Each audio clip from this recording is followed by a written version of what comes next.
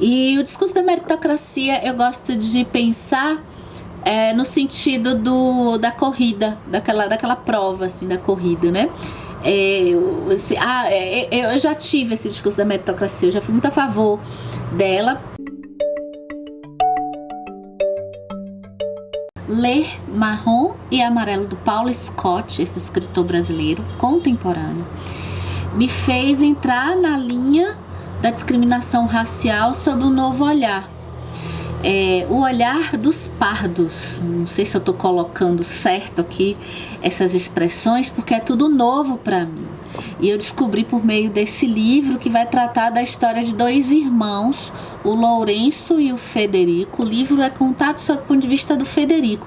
O Federico é o pardo, ele é mais próximo da raça branca e ele é filho de um homem negro e tem um irmão negro que é o Lourenço. Então, Marrom e Amarelo, eu acho que eminentemente, diante de tantas questões, é uma história de percepção, de um outro olhar, que é esse olhar do Federico, de que ele tem um vínculo com a questão racial decorrente da família dele.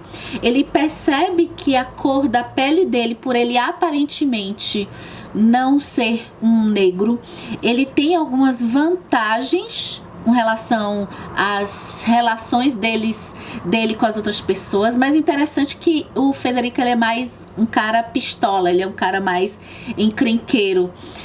O Lourenço, por sua vez, é um cara mais ameno, é um cara que não procura confronto assim diretamente com as pessoas. Então o Federico, ele tá eu acho que ele se sente nessa responsabilidade de protetor e uma certa culpa por ser um pouco diferente dessa família. E ao mesmo tempo também ele não se sente branco, ele não se sente com os amigos dele. A gente já vai ver o olhar dele já com seus 40 e poucos anos de idade, mais ou menos, e ele contando a infância dos dois. E ele, nesses 40 e tantos anos, ele já está trabalhando na área pública, ele está sempre envolvido em questões da temática do racismo, e ele vai se envolver durante uma licença-prêmio que ele vai tirar. Ele vai entrar numa comissão que vai estabelecer critérios para um algoritmo de um sistema que vai detectar se os candidatos que estão sendo registrados como dentro da parte das cotas raciais, se eles são realmente negros ou não. E aí tem toda uma discussão sobre o que é ser negro durante essa comissão que o Federico participa também.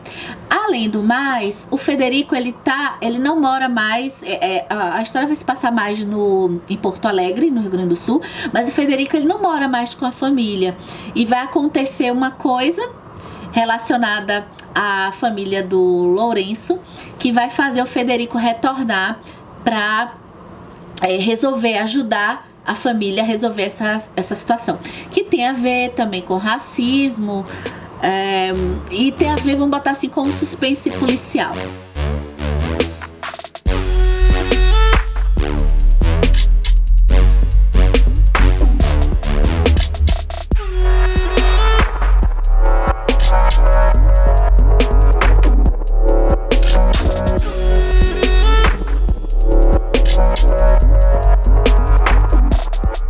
Então vamos a alguns pontos que me chamaram a atenção em Marrom e Amarelo. Logo no começo do livro, o Federico, ele já narra a percepção dele do pai dele, de como o seu Enio, se eu não me engano o nome dele, de como o seu Enio, que é uma família de certa forma classe média, assim, uma família que está no entorno dela, tem famílias negras ali, mas tem famílias brancas também, pelo que eu entendi. Então o pai, ele tem o Federico, ele pensa de como o pai, ele tá criando dois filhos de cor da pele diferente. Como é criar dois filhos de cor da pele diferente, sabendo que o pai, ele tem uma certa educação e ele percebe que existe uma questão racista no Brasil. E ele tá no sul, gente, Porto Alegre. Eu não sei, mas eu acredito que seja talvez mais intenso, né? Não sei, pela quantidade de negros que ali tem, né? Que ali existem. Mas os relatos do Federico, inclusive falando da elite de lá de Porto Alegre, a questão do clube do Grêmio, e como é que o pai, ele vai também, ele tem um acesso a espaços que normalmente os negros não ocupam.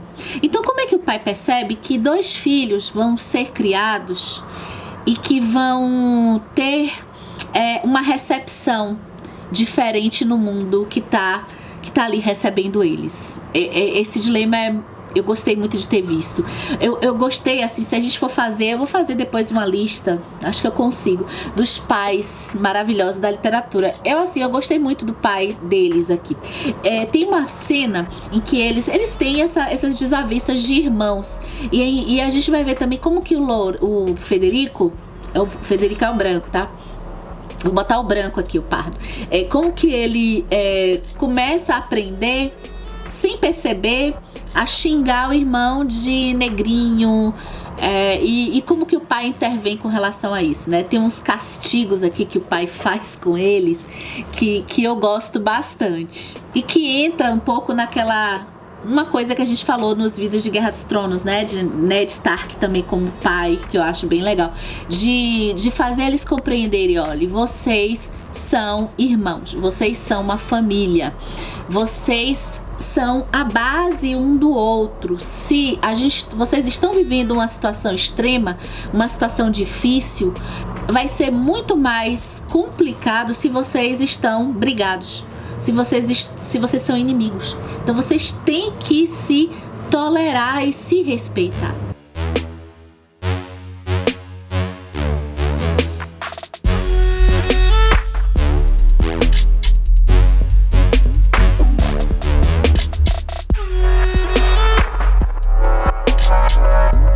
O Paulo Scott, nesse livro, ele faz uma na história, assim, uma crítica à questão do futebol, porque assim, o Lourenço, ele manda muito bem no basquete e ele vai se profissionalizando, assim, ele vai se destacando, e todo mundo que olha pro Lourenço diz que ele deveria jogar futebol, porque o esporte para ele seria o futebol. É bacana perceber como que Lourenço, ele vai se relacionando com pessoas ricas, com meninos ricos, sem complexo de inferioridade. Acho que tem muito a ver com a criação do Sr. Enio com as crianças, e a mãe também aparece em alguns momentos, e quando a família aparece, quando a mãe aparece nessa história, ela aparece em um momento em que o Federico, ele já tá mais velho, assim, e ele vai questionar, assim, por que essa família optou por não entrar em contato com a sua ancestralidade. Porque a questão da ancestralidade dos negros aqui no Brasil é uma coisa bem, bem forte, bem interessante, porque como houve a questão da diáspora, do sequestro de negros vindos do continente africano, eles perderam a vinculação com as suas famílias, né? Existe até, eu lendo o livro Escravos, do Laurentino Gomes, que eu recomendo, existe até hoje acho que houve um estudo de que é possível hoje até descobrir a ancestralidade. E aqui o Federico, ele questiona um pouco sobre essa coisa das raízes. A família dele optou por, talvez aí, eu acho que um assunto até de discussão, de na verdade ser brasileiro. Eu não sei se é ir para uma coisa de embranquecer, mas eu não interpretei assim, eu acho que não. Mas uma coisa de se sentir brasileiro mesmo. Não, eu não quero ter vínculo com a questão da ancestralidade. Eu quero criar as minhas culturas e a minha forma de ser como brasileiro. E aí tá nessa questão das religiões, nessa questão da cultura da família dele. Federico vê como um afastamento, como algo negativo, mas acho que isso é até uma discussão para a gente ter aqui com a leitura do livro. Eu não percebi isso de um jeito assim negativo, não. Quando o Federico ele vai participar do grupo que vai ajudar nos critérios para desenvolver o software que vai identificar as raças, né, dos candidatos que estão reservados para vagas, as cotas, né, de vagas de negros, a gente vai ter alguns assuntos que eu achei muito interessante, que eu não tinha ideia de que isso acontecia. Primeiro, essa coisa de se autodeclarar de uma raça. O que é se autodeclarar? Qual a importância e quais os riscos também de uma pessoa se autodeclarar? Então, a gente vai ver casos de pessoas que se autodeclaram pardos e negros, e que pode-se ter um indício de uma fraude para conseguir aquela vaga especial. E ao mesmo tempo, tirar essa coisa de se autodeclarar pode ser uma coisa de tirar aquele direito da pessoa de se entender como uma raça. E isso conversa muito com a família do Federico, por exemplo, que eles têm negros e brancos. Claro que quem é da cor negra não tem dúvida de que se é negro, mas existe um espaço aí que também aquela família não se entende como negra propriamente dita. E ainda que você tenha um bisavô negro, será que faz de você um negro se você já é pardo? Essa é a discussão que vai ter nesse grupo, que eu acho por demais interessante, assim, até já válido o livro muito por causa dela. Aí também a gente vai ter o discurso da meritocracia. E o discurso da meritocracia eu gosto de pensar no sentido da corrida, daquela prova assim, da corrida, né? Eu já tive esse discurso da meritocracia, eu já fui muito a favor dela durante uma boa parte da minha vida. E eu achava, não, gente, peraí, mas tem que ser pelo conhecimento. Só que assim, a questão toda da corrida, né, é que se tem uma curva e você sabe que o caminho que o cara que tá na rodinha, né, mais central é menor, você tem que colocar ele para sair lá de trás. É apenas isso. Então eu sempre boto a foto da corrida lá olímpica pra gente entender um pouco essa questão que é como eu penso, né, dessa questão da meritocracia.